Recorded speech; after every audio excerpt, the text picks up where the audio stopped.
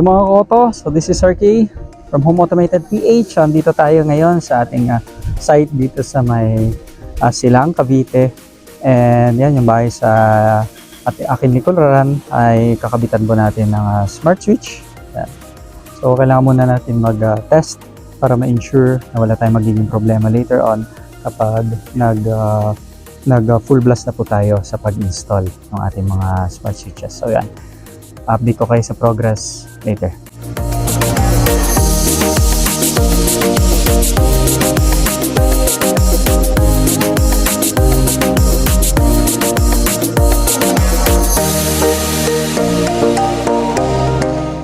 Hello mga koto, so dito tayo ngayon sa ating site. And ngayon ay magte-test tayo ng ating mga smart switches. Kasama natin ang ating electrician, si Inan. Yan. So yan, waiting lang kami dun sa pag-activate itong ating system para ma-test natin yung mga smart switches and siguradong wala tayong magiging problema pag nagkaroon na tayo ng final layout. Pakita ko mga ka-auto yung ating sample ng ating smart switch. So ito is isang tugang smart switch and ito yung ating ilalagay dito sa ating site later on. Kaya papansin nyo, nakatiwangwang pa yung ating mga wires, pero pag sa final finish na po yan, ito na po yung nakalagay most of the switches para naka-automate ang bahay ng ating client. So yan,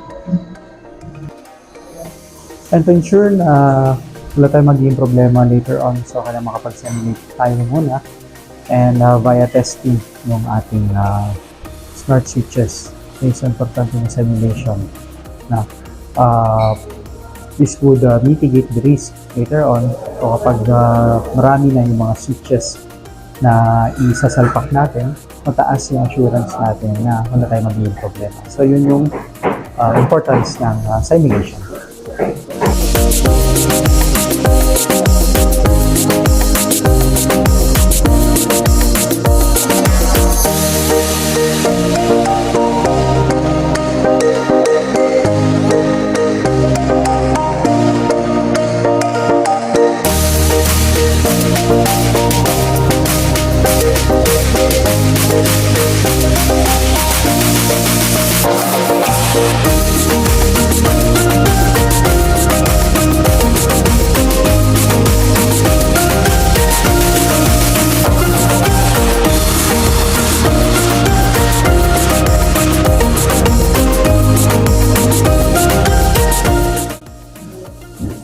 Hello mga ka-auto, so ngayon isi-test na natin ang ating smart switch.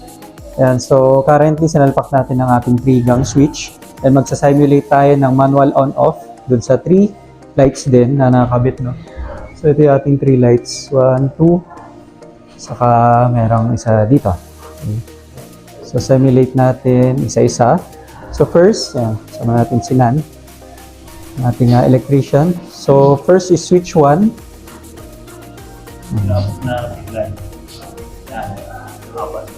Okay. Switch 1 is ito, masyadong kita eh, ayan pero pag pinagalaw ko yung kamay ko, yan, kita yung ilaw. Yun yung ating switch 1 and switch 2. Switch 2 naman is yan, sa center, right, yan. And switch 3 ayun, yung light natin yun. Then, yan, pa-turn off na. Off na natin. Off na natin. Isa-isa. Okay. Yun. So yun, mukhang successful yung ating ginawang simulation, no? So, nag-work yung ating smart switch. So yan, habang isa-isang pinipindot nyo na yung ating switch, umilaw rin siya, kung makapansin nyo. So yun yung kagandahan mga ka-auto kapag meron tayong smart switch. And ito is capacitive touch, no? So very light lang yung ating touch. As compared dun sa ating mga manual switches, mechanical, kailangan mo ng puwersa. Dito hindi, touch lang. By touch of a finger, mag-on off na siya. Then saka made of glass siya. So yun yung kagandahan ng merong smart switch. So again, this is RK from Home Automated PH.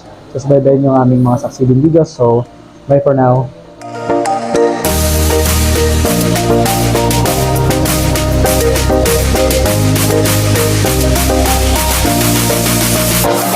We'll be right back.